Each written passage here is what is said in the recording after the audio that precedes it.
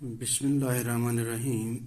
Dear students of class 12th geography, जैसा कि आपको मालूम है कि हम प्राइमरी एक्टिविटीज़ पढ़ रहे थे।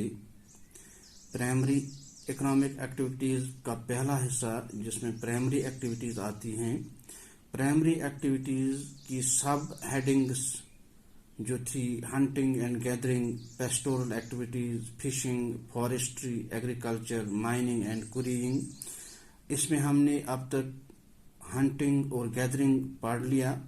तो आज का हमारा टॉपिक जो आज हम पढ़ने जा रहे हैं, डेट इज़ पेस्टोरलिज्म और पेस्टोरल एक्टिविटीज़। इसको हम नोमैडिक हर्डिंग भी कहते हैं। This is the oldest economic activities. Nomadic herding is an extensive form of animal grazing on natural pastures where nomadic tribes move from place to place in search of water and pastures.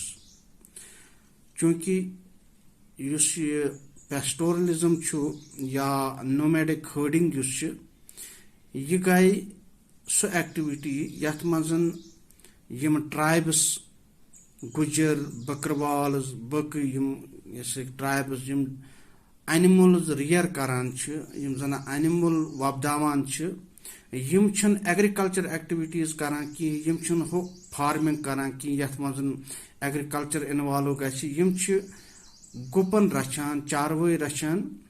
तो तथ पेठन छ यम पने जिंदगी बसर करान।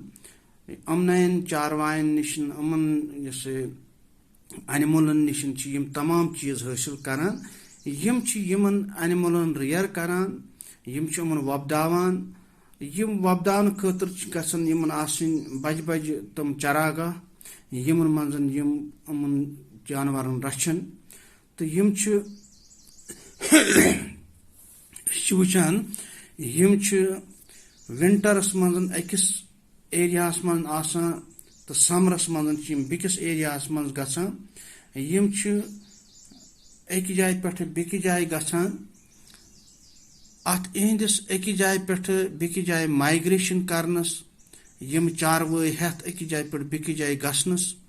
The process of migration from plain areas to pastures on mountains during summers and again from mountain pastures to plain areas during winters, it is known as transhumance.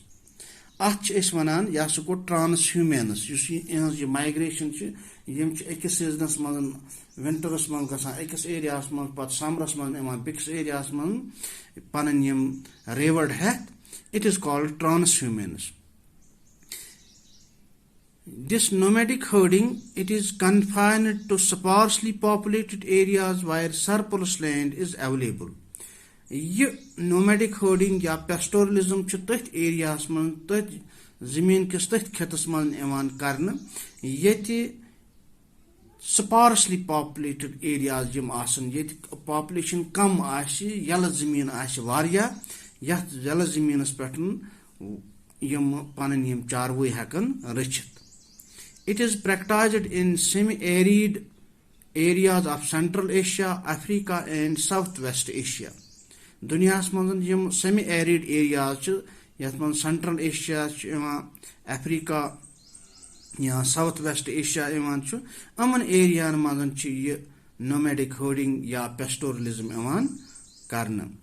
Nomadic herding is characterized by seasonal movement of animals. इसमें तो वही it is this transhumance, it is the seasonal movement of animals from one place to another place. A variety of animals are kept in different regions as adapting to environment. मुख्तलिफ किस्मिक जानवर पन्न अमन रेवडन मजन वबदावान। एक ही किस्मिक जानवर रचान कि यम मुख्तलिफ किस्मिक जानवर रचान। It is subsistence form of grazing. The life of nomads depends upon animals for food, clothing, shelter and transport. At subsistence farming of या subsistence grazing. At मजन یم نومیڈس آسان چھ یس خانہ بدوش آسان چھ یم چھ اینمل ریئر کران امنین نشن چھ یم کپر تہ حاصل کران امنین نشن چھ یم ٹرانسپورٹیشن تہ حاصل کران امنین نشن چھ یم فوڈس تہ حاصل کران اس وچان اکثر یُس زن یہ کومنٹی چھ گجر بکروالز وغیرہ یم ات ستن منسلک آسان چھ یم چھ پلو تہ بناوان اہندسی وولس یس وول ات حاصل امن نشن کران چھ یہ برہم زمانس من زیادہ یہ آز چھ ات من چینج آمت مگر برہم زمانس من یم ات پہ امنین اینملن نشن تمام چیز حاصل کران. It is practiced by nomadic tribes. یہ بہت وین تہ ونان اوسس کہ یہ nomadic herding چھ یم چھ مخصوص کی ٹرائبس یہ کام کران. The main features of nomadism or nomadic herdings are: in nomadic herding, the animals depend directly on the natural vegetation. یم animals یم نومیڈس ریئر کران یم ڈپینڈ کران ات کس ماحولس پہ یت ماحولس مز یم یہ کومنٹی روزان آہ تر ماحولس مز یم قسمک جانور آسن تمے جانور پیوان امن رچھن یس امن انوائرانمنٹ تت مہیا سپدے یا میسر آسہ. They neither grow fodder crops nor do they grow grass for animals.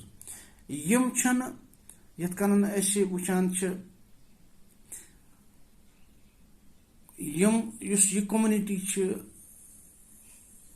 یم ات نومیڈک ہرڈنگ ستن تعلق تھاوان چھ یم چھن ایگریکلچرل ایکٹیویٹیز کران کی یم چھن امن چاروائن خاطر گھاس وبداوان کی یا نہ چھ یم اہند خاطر کی کراپس وبداوان یم چھ صرف یمن یہ کیسا یم جانور پان کھین پنہ چانٹہ ات امن پاسچرن من کھین تتھ پہ یم امن وبداوان یم چھن اہند خاطر سرپلس یا اہند خاطر چھن نئی چیز یم ہیکان وبدٲیِتھ کی.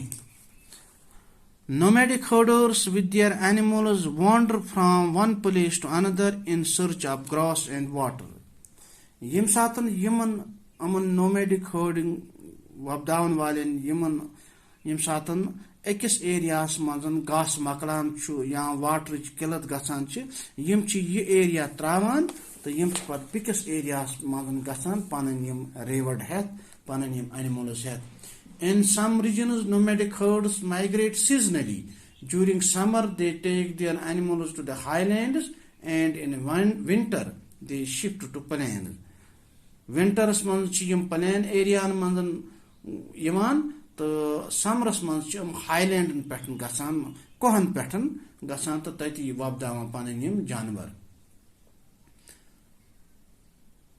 Most of the necessities of life of the nomadic herds are met by animal products. They use milk and meat for their food. یہ بہت وُنہِ تہِ ونان اوسُس کہ یم چھِ پنٕنۍ ضروٗریات زندگی یم یِمن پانس لگان فوڈ پروڈکٹس یم یِمن لگان ملک لگہِ کلوتھز لگان باقٕے چیز لگان یم چھِ امنٕے نِش حٲصِل کران.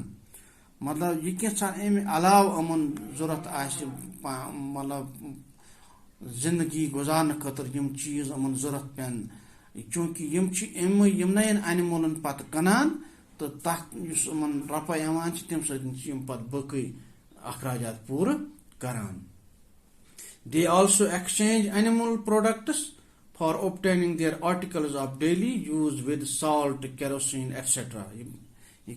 تۄہہِ وُنہِ ونان اوسُس یم تہِ چیز امن لگان یم چیز یمن اینملن کٕنِتھ پتہ تم چیز حٲصِل کران.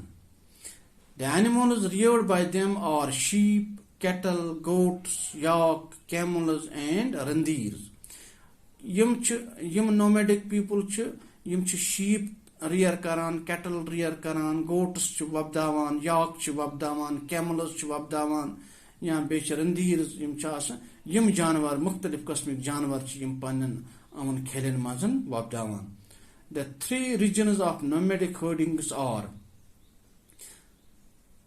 دنیاہس مز یم 3 regions یم چھ nomads of tundra region. This region extends from northern part of Scandinavia to Siberia.